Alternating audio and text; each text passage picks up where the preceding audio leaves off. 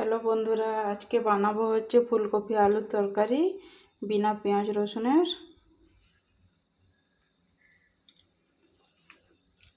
প্রথমে কড়াতে দিয়ে দিলাম তেল।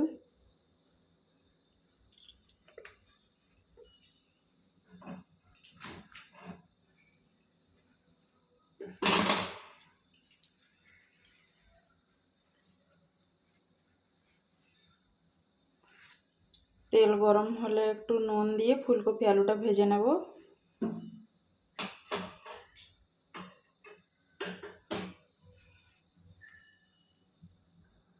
তেল গরম হয়ে গেছে, এবার দিয়ে দেব লবণ।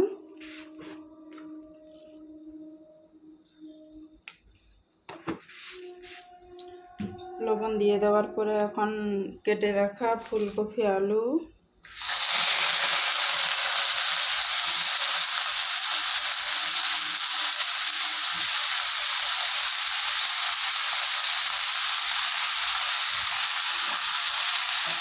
নুনটা যাতে গায়ে মেখে যায় তার জন্য নাড়াচাড়া করবো।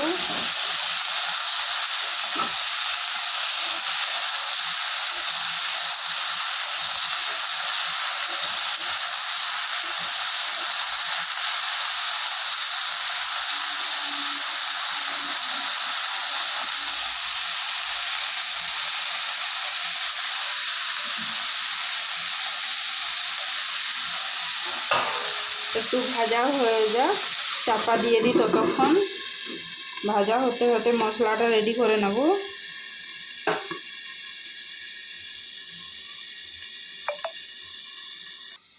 ঢাকনাটা খুলে দেখব হয়েছে কিনা।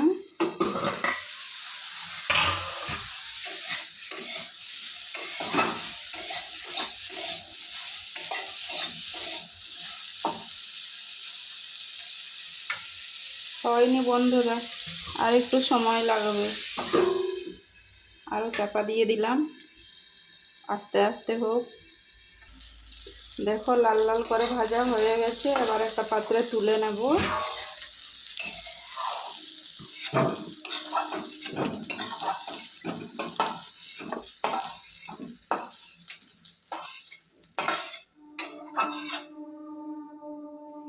তুলে নিলাম।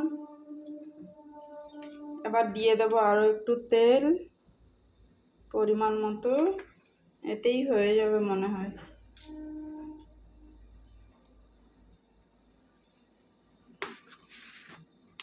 আর একটু লবণ দিয়ে দেব।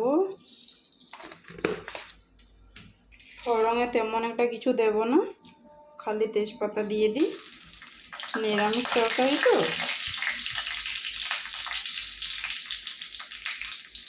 তেল গরম হয়ে গেছে, এখন দিয়ে দেবো টমেটো কুচি।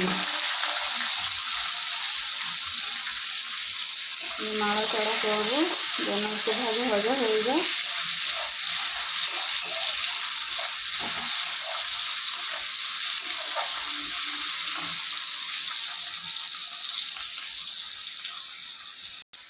টমেটোগুলো ভাজা হয়ে গেছে। আবার একটু দেবো গুঁড়া লঙ্কা। হলুদ গুঁড়া আজকে খাই না আমরা, তোমরা চাইলে দিতে পারো। লঙ্কা গুঁড়া দিলাম। এখন দিয়ে দেবো মশলা। মশলাতে আছে আদা, জিরা, শুকনো লঙ্কা বাটা। আজকে অগ্রহায়ণ মাসের বৃহস্পতিবার তো, তাই পুরো নিরামিষ। হলুদ, পেঁয়াজ রসুন আমরা খাই না, তোমরা চাইলে দিতে পারো।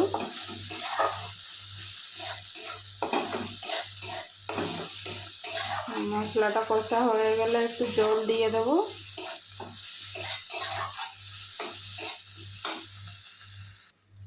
মশলাটায় তেল ছেড়ে গেছে, এখন দিয়ে দেবো একটু জল।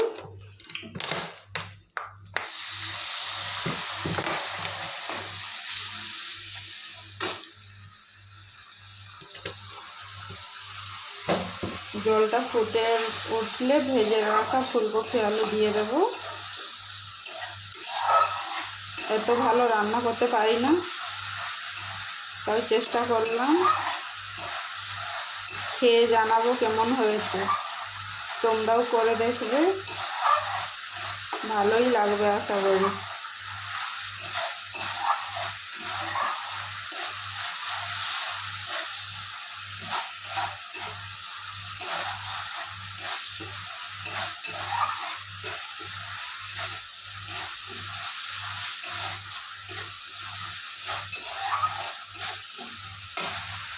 মশলাটা হয়ে গেছে, এবার দিয়ে দেবো ভেজে রাখা ফুলকপি আলু।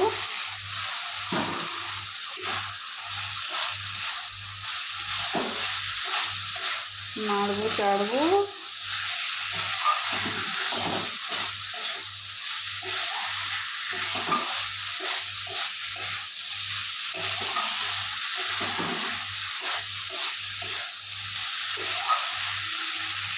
মশলাগুলো যাতে ফুলকপি আলুর গায়ে লেগে যাক আরেকবার চাপা দিয়ে দেবো। এবার চাপা খুলে দেখবো ফুলকপি আলুর গায়ে মশলাগুলো ঠিকঠাক লেগেছে কিনা।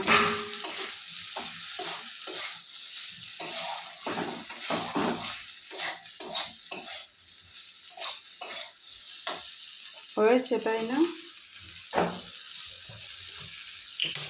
এবার দিয়ে দেবো আর একটু জল। ফুটে উঠলে নিরামিষ ফুলকপি আলুর তরকারি রেডি।